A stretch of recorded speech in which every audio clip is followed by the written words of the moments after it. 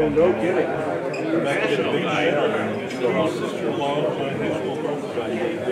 think it was out of 105. He got it out of it, you know.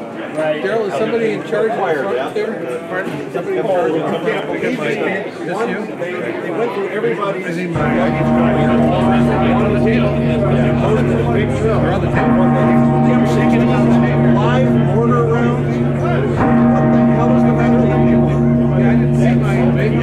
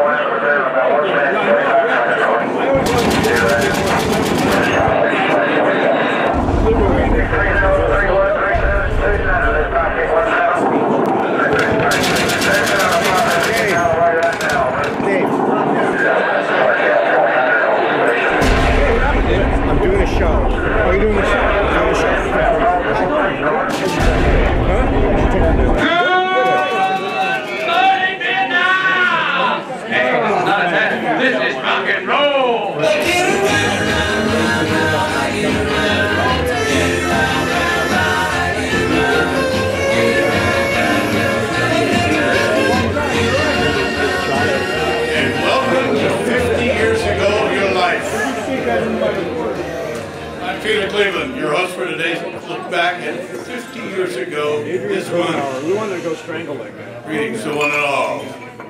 This week, in 68, American and Vietnamese soldiers, airmen, sailors were up to their neck in a countrywide offensive by North Vietnamese troops in Viet Cong guerrillas known as Tet.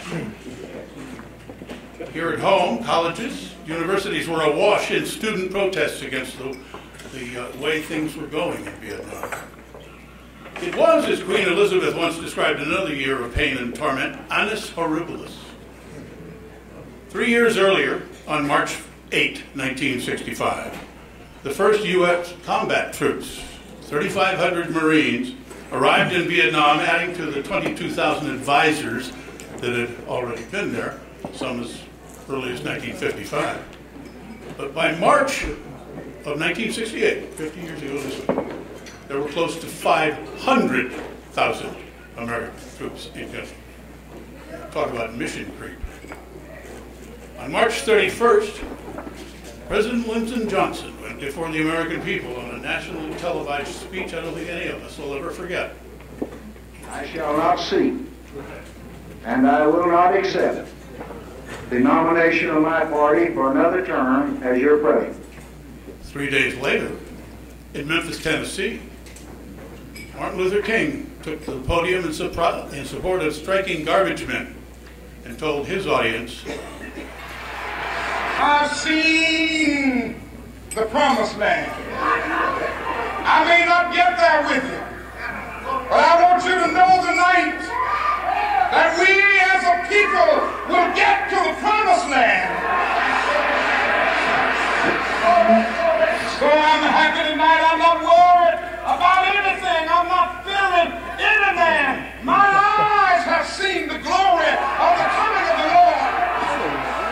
24 hours later, he lay dead by an assassin's bullet. 2 months later, on June 4th, California held its 1968 primary election.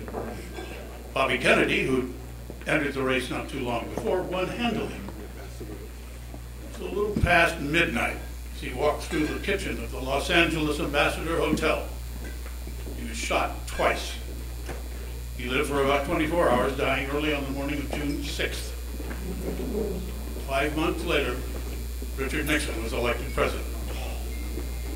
After lunch, we're going to hear the remembrances from those days of men who were, at that time, thousands of miles away, doing their best to stay alive. There are a couple spots open somewhere, right? There's two up there. If you would just, if I can remind you to put your little lunch tickets in front of you so that the nice server ladies can know what it is you want.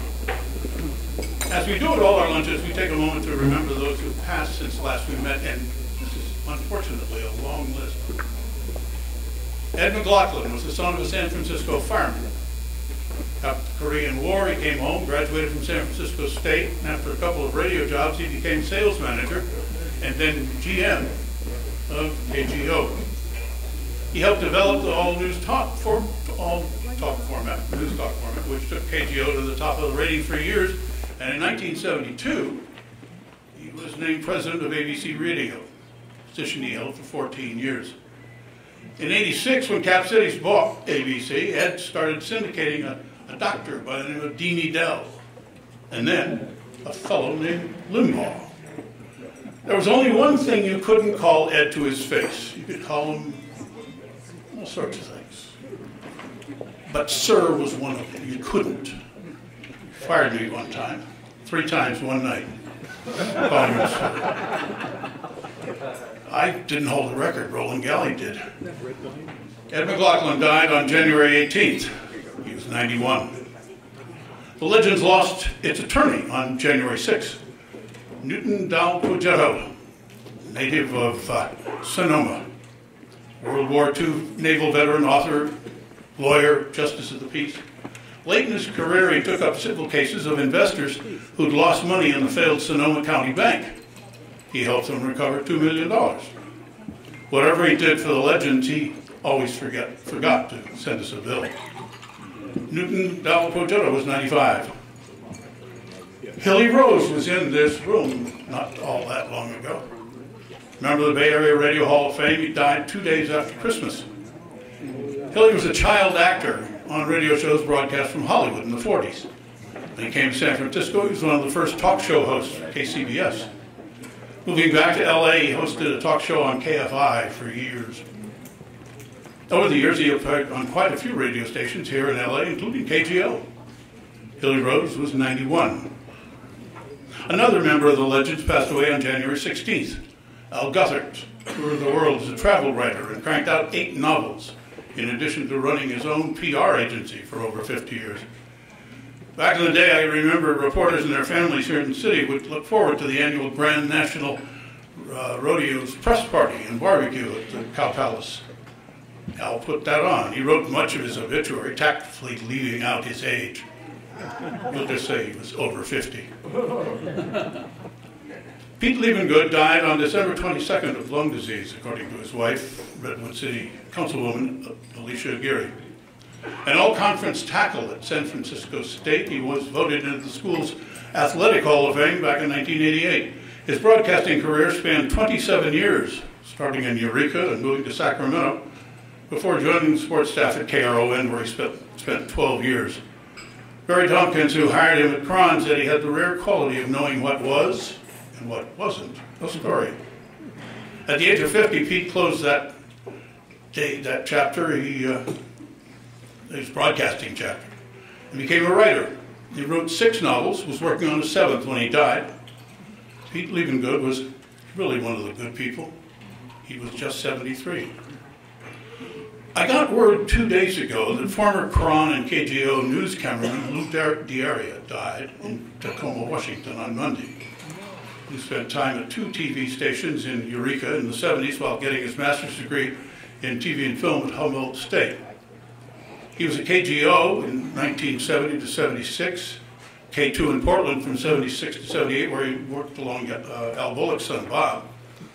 And then his last 23 years in the business were from 1978 to 2001. He was at Cron. He was a great cameraman. He was diagnosed with brain cancer this past fall and had been undergoing chemo and radiation therapies when he died. Lou Diaria was 72. And just yesterday brought word that Jack Chun, who hung his hat at Cable as its last sales manager, died earlier this week. A radio lifer, he was a sales manager at KTRV when it moved from Modesto to San Francisco a decade or so ago, and he previously worked in sales for Salem Media and Clear Channel Properties. Finally, way too close to home, our very own Don Sanchez lost his eldest son, Michael, in Florida at home on March 3rd. He leaves his dad, a wife, 2 children, a grandchild, as well as brother and sister. Michael was 52 years old. A moment, if you would.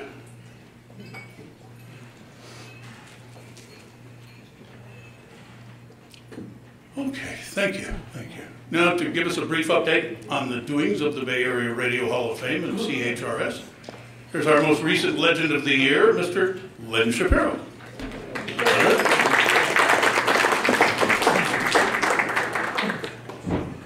Thank you, Peter. And again, thanks for the award last time. I was so stunned, I just took the award from Daryl and went back to my seat. So that was pretty amazing.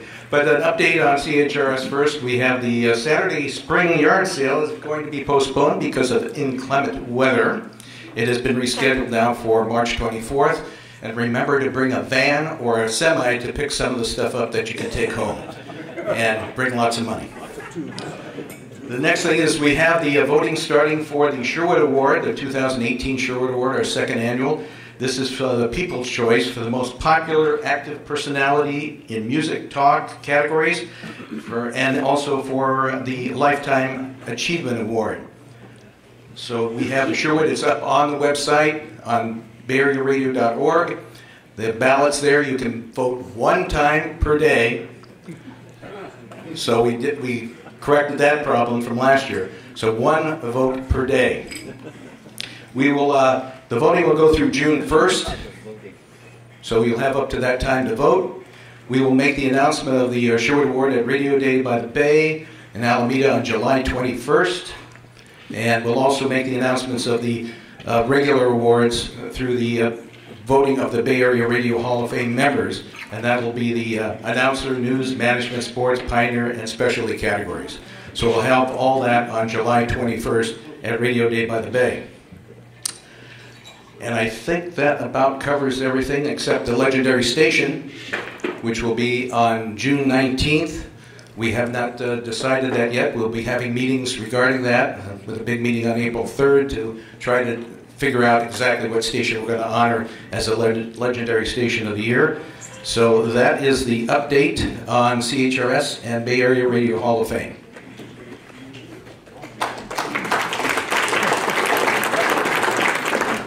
One last note, as some of you know, our very own audio maestro, Mr. Bob Brown, loves good production, so once in a while during today's endeavor you'll be hearing his timely and usually spot-on musical exclamations and transitions. Much of the music you'll be hearing in and out of things today comes from our panel members. They were asked, each one of them was asked to give us the one song that when they hear it, it clicks Vietnam in their mind. So we're going to do that today. Many of those responses are what you're going to be hearing today. Enjoy your lunch. The wine will be out. Oh, it's already out. Enjoy your lunch. We'll be back on the other side.